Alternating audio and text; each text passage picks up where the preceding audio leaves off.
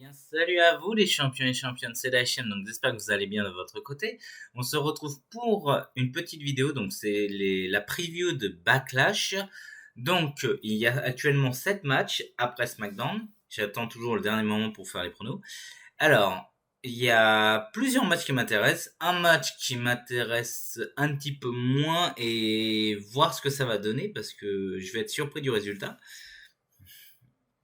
Alors, on va pronostiquer le premier match. Le premier match, c'est Seth Rollins contre Omos. J'ai vraiment hâte de savoir ce qui va se passer, sachant que Rollins est très très très très très très très très très populaire en ce moment, surtout avec son thème wow, wow, voilà, tout simplement.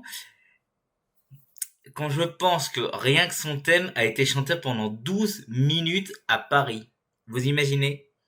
Voilà. Bon, ça c'est une petite anecdote que je passe. Donc Seth Rollins contre Omos, donc je pense une victoire de Rollins parce que Omos, il a gagné quoi par les titres par équipe avec les Styles? Rien. Il a rien gagné d'autre. En même temps, il est encore assez jeune.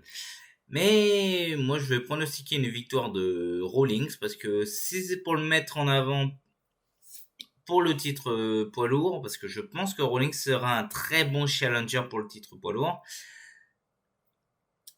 qui va se passer du coup à la nuit des champions. Je suis curieux de savoir ce qui va se passer. Mais victoire de Rollins pour ma part et un beau chant du public en entrée. Et j'ai surtout hâte de voir aussi quelle sera sa tenue. Ensuite, second match du coup.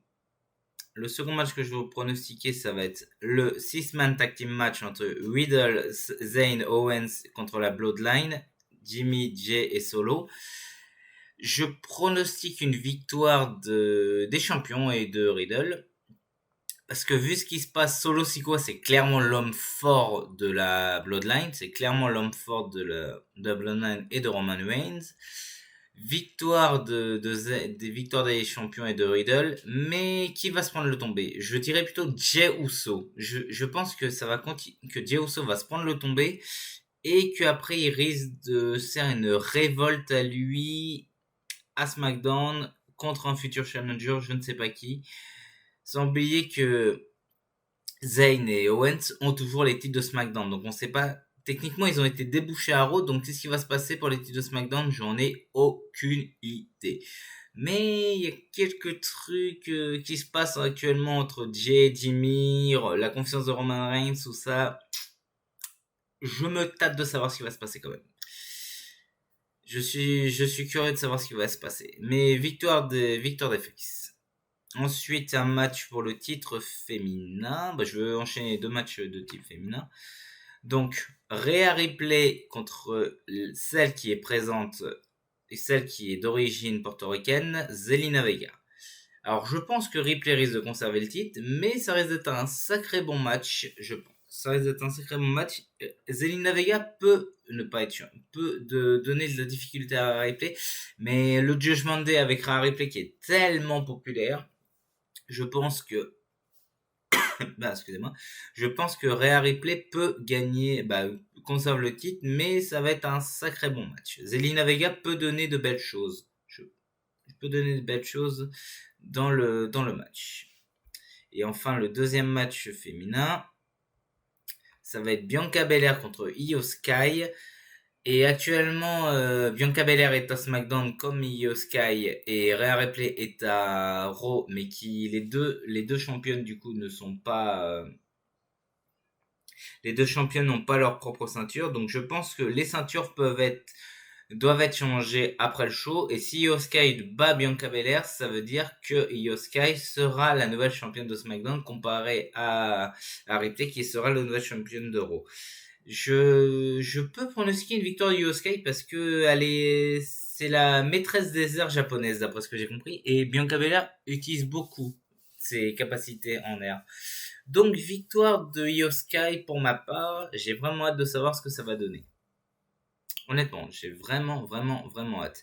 Ensuite, un match pour le titre des États-Unis, donc Bronson Reed qui est resté à Raw, Austin Theory et Bobby Lashley qui est du côté de SmackDown. Je pense que Austin Theory risque de conserver son titre. Il risque de conserver son titre. et que Bobby Lashley va pouvoir se concentrer vers Roman Reigns parce que on n'a aucun challenger pour Roman Reigns actuellement. Edge, il est à SmackDown, mais Edge est de retour à SmackDown, mais il a déjà affronté Roman Reigns, alors que Bobby Lashley n'a jamais affronté Roman Reigns. Et c'est ça que j'ai vraiment envie de voir. Honnêtement, je pense que Bobby Lashley ne risque de ne pas remporter le titre. Bronson Reed, il reste à Raw, donc je pense pas qu'il va conserver le titre. Et après, quel sera le prochain challenger pour Austin Theory? Il y a tellement de choix, il y a beaucoup de choix qu'il peut y avoir. Pourquoi pas Cameron Cream ou même Austin Theory, un face. Un membre de les gâteaux un membre de la LWO, pourquoi pas? Il y a tellement de personnes qui peuvent devenir champions. Tellement de personnes qui peuvent être challenger. Mais voilà, victoire de Austin Theory pour ma part. L'après-main event, du coup, ça risque d'être peut-être même le premier match. Donc, Cody Rhodes contre Brock Lesnar. J'hésite parce que Lesnar est agent libre et Cody Rhodes est resté à Raw. Mais j'hésite vraiment. Pourquoi pas ne pas avoir Cody Rhodes vainqueur pour le mettre en avant pour le tournoi, encore une fois, le tournoi poids lourd. Et en finale, je verrais bien Rollins contre Rhodes et un des deux sortira vainqueur du titre champion du monde poids lourd. Honnêtement, j'ai vraiment hâte de voir ça comme ça. Moi, une fois, je mets des plans sur la comète, mais moi, je pense que ça risque d'être ça. Cody Rhodes et Rolling Champ en finale à la Nuit des Champions pour devenir le potentiel champion du monde poids lourd de la WWE. Mais victoire de Cody Rhodes parce que Lesnar, il a beau être free agent, on sait pas ce que ça va donner pour lui, on sait pas quel sera son prochain adversaire, on n'en sait rien. Et enfin, le main event, pour ma part, donc ça va être un Saint Juan Street Fight entre Damien Priest et Bad Bunny. Je sais pas ce qui va se passer avec ce match, mais il y a tellement d'interventions qu'il peut y avoir. Il peut y avoir de l'intervention, du Judgment Day, de la LWO.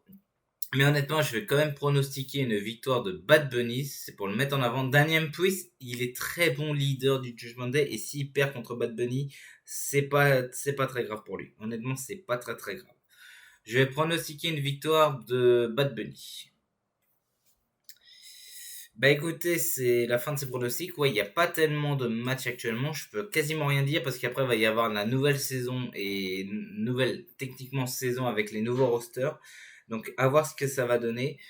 En tout cas, je vous dis à la prochaine pour sûrement la review lundi. Ou dimanche, je risque de faire la review directement. Donc voilà, je vous dis à la prochaine, les champions et championnes. Sur ce, prenez soin de vous et salut à tous.